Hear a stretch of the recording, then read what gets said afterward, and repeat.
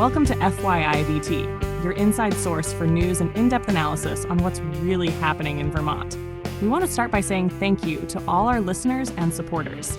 Your continued encouragement fuels our mission to dig deeper and bring light to critical issues that shape our communities. We couldn't do this without you. Today, we're diving into our article titled Vermont's Unaffordable Heat Act. Vermont's Clean Heat Standard and Affordable Heat Act have faced renewed scrutiny, particularly after Governor Phil Scott's pointed criticisms at a Thursday press conference. The governor took aim at both the estimated costs of these programs and what he called a lack of transparency from the Democratic supermajority in the legislature. The Clean Heat Standard, a key part of Vermont's climate policy, aims to reduce emissions from heating fuels by requiring providers to lower carbon output or purchase credits. However, Governor Scott strongly criticized the program, citing cost estimates that suggest it could total $10 billion. This could raise heating fuel prices significantly, up to $4.03 per gallon for heating oil and kerosene and $2.12 for propane. Scott warned that these increases would be financially devastating for Vermonters, particularly during already challenging winters. Scott also expressed frustration with the legislature, accusing them of pursuing a policy without first understanding its costs or feasibility. Others in energy and policy circles share his concerns, highlighting the logistical hurdles of overhauling Vermont's heating infrastructure.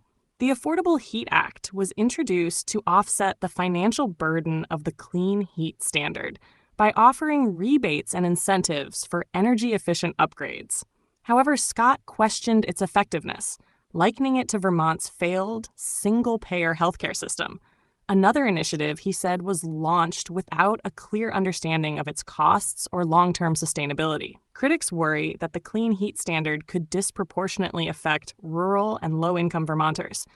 Transitioning to cleaner heat systems like electric heat pumps or advanced wood systems requires significant upfront investment that many cannot afford, even with assistance. Scott's criticism of these policies is part of a larger concern about rising costs in Vermont.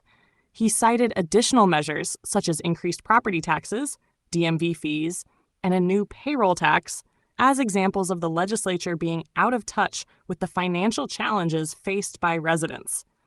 With the 2024 election approaching, Scott hinted that some lawmakers might reconsider their support for the Clean Heat Standard, but cautioned voters to remain skeptical. He suggested that after the election, these policies could resurface, further burdening Vermonters. As Vermont navigates its climate goals and energy reforms, the debate over these programs is likely to intensify.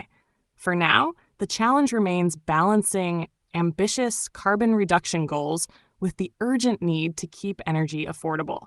Governor Scott's comments signal that this will be a key issue in the months ahead, both in the legislature and on the campaign trail.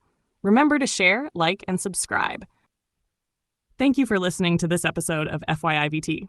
To read the full article and explore more on what's happening in Vermont and how the state works, visit us at FYIVT.com. We appreciate your support and look forward to continuing to bring you important perspectives on Vermont's most pressing issues. Until next time.